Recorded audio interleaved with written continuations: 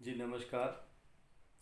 तो कल की वीडियो में हमने आपको बताया था कि जो हमारे योग मुद्रा के जो आसन हैं 13 आसन बताए थे, जिसमें से एक आसन ज्ञान मुद्रा जो आपको पहले बताई थी, ज्ञान मुद्रा। ये आपको ज्ञान मुद्रा पहले हम बता चुके हैं इसके बारे में।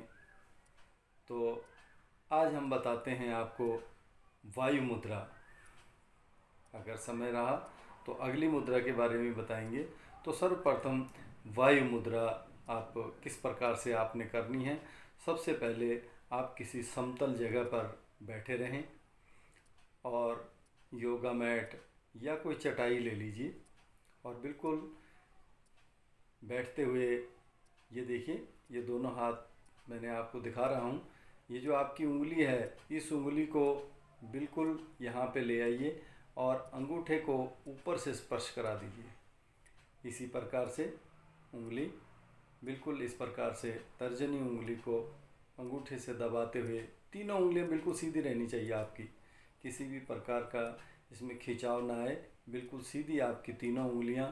और जब इस मुद्रा को करने आप बैठेंगे तो आप वज्रासन में बैठेंगे। वज्रासन आप सभी को पता है किस प्रकार से वज्रासन में बैठा जाता है।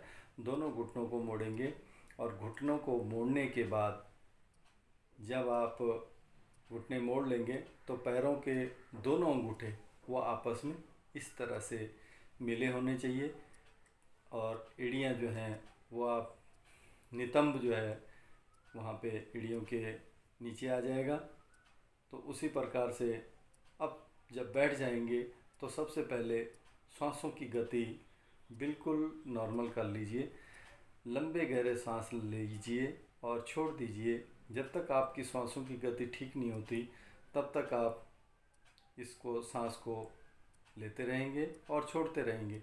धीरे धीरे जब आप बिल्कुल सांस का आपको पता न लगे तब आप उस मुद्रा को ध्यान में रखिए जो मुद्रा आपने की है, और आंखें बंद करके एकाग्रचित होकर उस मुद्रा पे ध्यान दें जो मुद्रा आपने बनाई हुई है, वायु मुद्रा।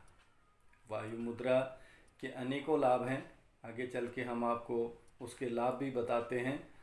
तो इस प्रकार से इंडेक्स, इसको इंडेक्स भी कहा जाता है और तर्जनी भी कहा जाता है। तो ये इंडेक्स को और अंगूठा, इस अंगूठे को अंगूठा भी कहा जाता है। तो इस प्रकार से आप इस वायु मुद्रा में बैठ जाएंगे वज्रासन में। ठीक है। अब इस आसन में आप खाना खाने के बाद भी बैठ सकते हैं। तो कम से कम 5 मिनट ज़रूर बैठिएगा, इससे आपको लाभ होगा। और जैसे जैसे आप बैठते जाएंगे तो आपकी आदत ज़्यादा देर तक बैठने की बन जाएगी। ध्यान रखें, जब आप बैठ जाएंगे आपकी कमर गर्दन बिल्कुल सीधी रहे।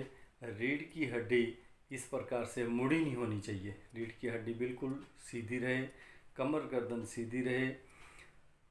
सांसों पे ध्यान और मन आपका बिल्कुल एकाग्रचित, जिस जगह पे आप बैठे हुए हैं। अब कुछ नहीं आपने करना, सांसों पे ध्यान रखते रहिए और जिस योग मुद्रा में आप बैठे हुए हैं, वायु मुद्रा, आप ध्यान दीजिए कि सर्वप्रथम जब आप इस पे बैठे रहेंगे तो आपकी जो गर्दन की ये पीछे वाली जो जगह है और ये जहाँ पे पीछे थक जाता है, रीढ़ की हड्डी जहाँ पे है, उसमें भी इसको लगातार बैठने से बहुत ही ज़्यादा लाभ होता है। कमर दर्द की जिसको शिकायत है उसमें बहुत ज़्यादा लाभ होता है।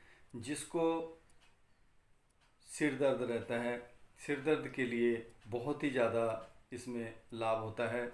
जिसको गठिया की शिकायत है, जिसको सर्वाइकल की शिकायत है, जिसको माइग्रेन की शिकायत है, उससे भी इसमें लाभ मिलता है। वायु मुद्रा में बैठने से आपके जो अंदर गैस भरी होती है वो भी ख़त्म हो जाती है। तो इस मुद्रा में आप लगातार बैठे रहेंगे तो आपको इस मुद्रा में बैठने से लाभ मिलेगा। इसी के साथ साथ अब हम आपको बताते हैं जो अगली मुद्रा अभी हमने पहले, ध्यान दीजिए, पहले बताया ज्ञान मुद्रा, उसके बाद वायु मुद्रा, और अब आगे चल के हम आपको अगली वीडियो में अगली मुद्रा के बारे में जानकारी देंगे। अगर इनके बारे में आपको कुछ विस्तार से पूछना हो तो आप उसको पूछ सकते हैं। इतना ही कुछ कहता हुआ मैं अपनी वाणी को विराम देता हूँ।